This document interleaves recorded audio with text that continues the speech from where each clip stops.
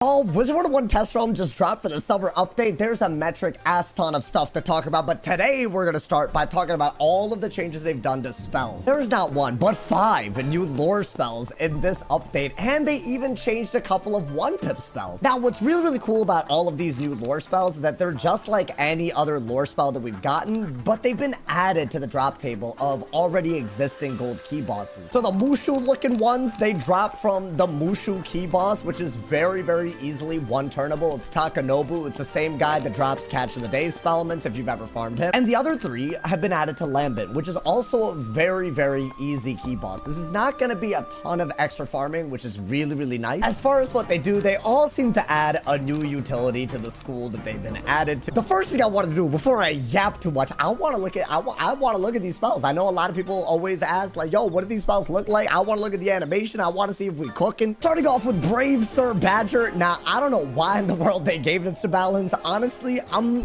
not a billion% convinced it's fully better than Savage Paw, but it looks like it's a very solid hit for 5 pips, just like Savage Paw. And one of the pips that you need to use is a school pip, but instead of a blade like Savage Paw, this gives a damage aura that's universal. Hey, yo, my man's, what am I looking at? That man's came out of the cut. Oh, damn. Hey, I like that.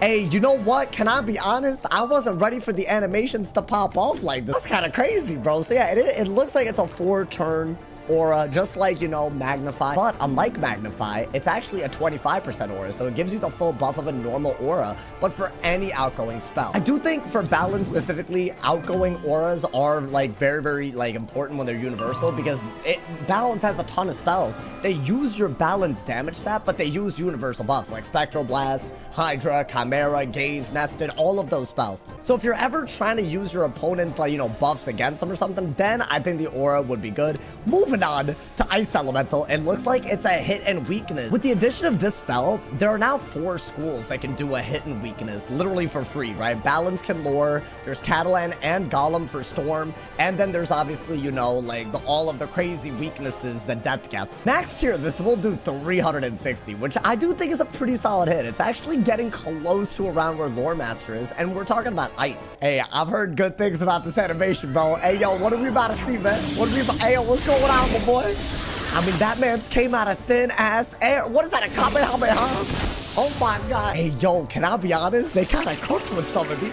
I don't know, man. Maybe I'm just a geek. Now, for some reason, they gave Death a hidden shield. This is now the 4th school with a hidden shield in game. It's a very powerful shield, too. It's a universal tower. Honestly, hits pretty hard. It's a 5-pip spell. Is this better than Headless? Headless gives 2 school-specific weaknesses. So, for that reason, I don't think people are going to be using this as much, but it is going to see use. I mean, a shield is still very powerful as a mechanic. Now, as far as the animation, it's just a reskinned Goat Monk. I'm not going to lie to you. This isn't anything impressive to me, but you know what? I wanted to include it in the video, just, you know, in case I had yappers in the chat talking about somebody, hey, show the monk a warning. It's literally just a Goat Monk. Honestly, I'm kind of disappointed. I feel like they could have, like, you know, I feel like it's a Goat Monk's cousin. They could have given him some extra camera time here and there. Moving right along to the Reckon Etten. I feel like I like that name. Now, this looks like a hit that also removes shields before hitting. Now, Myth already has a couple of these. There's Splash Squatch, which steals a heal before hitting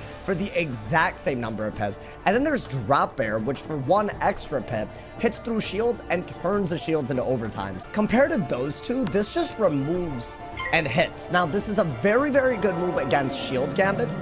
I'm not a billion% sure it competes with all the other ones. I'm not liking though.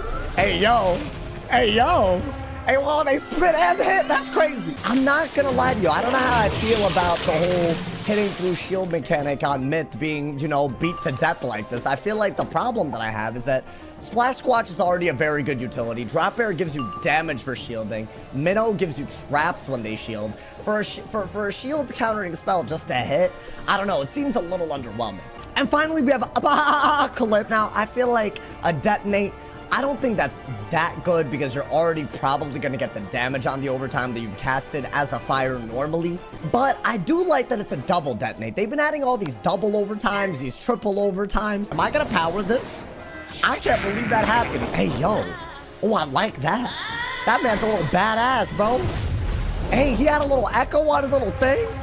Hey, I like that, bro. I'm gonna be honest, I feel like other than Monk of Morning, the only thing morning is me about the animation. But like, other than that, I feel like all the animations, I think they kind of popped off with it. Are any of these utilities game-changing? I'm actually not convinced. I think the one that I could see getting a lot of, like, you know, use, probably this, if you're just trying to get upfront damage. If maybe you catch someone slipping in PvP, you send a powerful overtime, they don't have enough pips to counter on the round you send it, but you still think they're gonna counter it later. Maybe this is a spell. Super situational, right? But I could still see this being like, you know, I could pack this. I could justify packing this. I feel like it's better than single detonates, which are currently available, like Firecat and Krampus.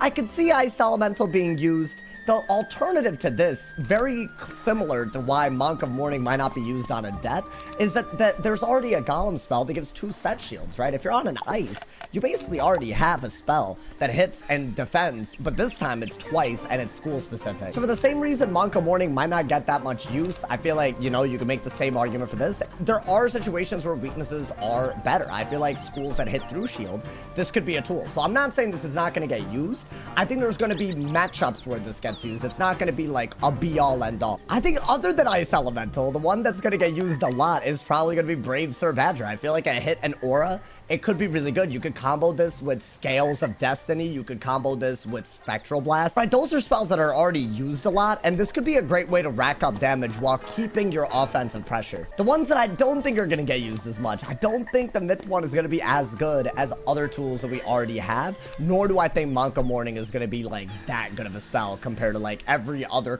crazy ass move that you get on a death. Now, Super Rapid Fire, they did change a couple of 1-pip spells. Bloodbat is now a shield gambit. Basically what they did with these is they basically made all of the 1-pip spells and it's stuff that you can set up yourself. I think that's the idea behind it. So Bloodbat, you can actually use this on any school, but basically if you have a shield on yourself, this spell hits, it sacrifices just 1 shield and puts 1 school-specific trap on your opponent. That means if I were like a depth and I use this with my shields, I would get a 40 trap that's depth. Like, it wouldn't be just a universal trap. Very similarly, they also added a shield gambit now for depth. This one I think is a little bit crazy. It hits, and then it gambits a shield for now a weakness that's school specific. But the school specific part is based on your opponent's school in this case, right? Because you don't, like, a weakness is going to be based on your opponent. A 45 weakness for 1 pip and a shield is kind of nuts in my opinion. And the fact that they also made it school specific, meaning, right, if I do this against like a fire, they're going to have to deal with a 45% fire weakness on them. Like, that's a little crazy, especially in PvP. Not sure how I feel about this. They've increased a lot of access to pip conserve with this update. You will see in upcoming videos, but that makes spells like this a lot better than they used to be. So it's already like a lot of buffs for odd pip spells this update. The fact that they added some of these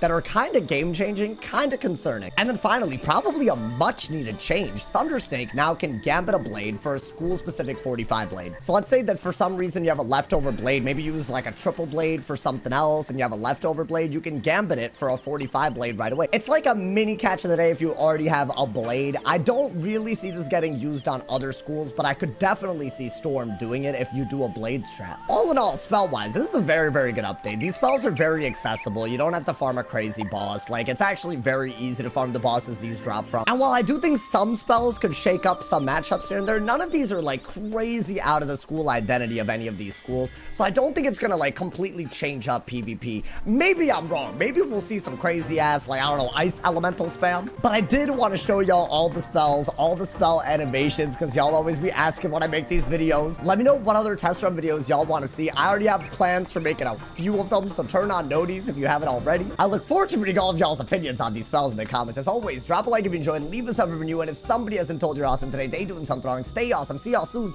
and yeah.